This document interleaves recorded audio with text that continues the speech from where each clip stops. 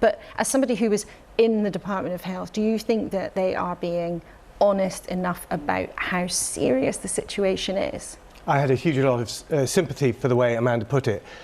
She is right that the service that the NHS delivers to patients is very high standard. It's a really great national service. It just doesn't deliver it to everyone. And you had that clip from Kevin, who was waiting for kidney treatment for 8, 9, 10 months.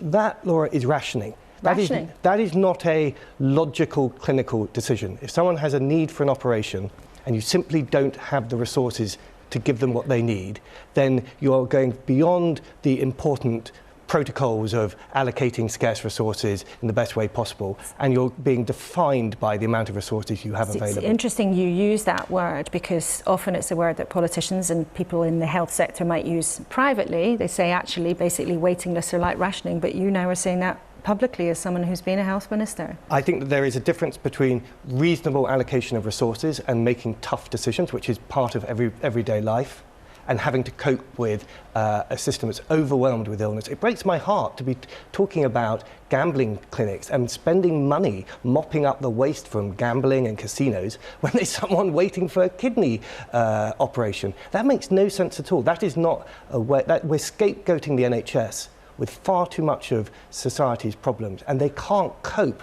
with all the illness there is in society.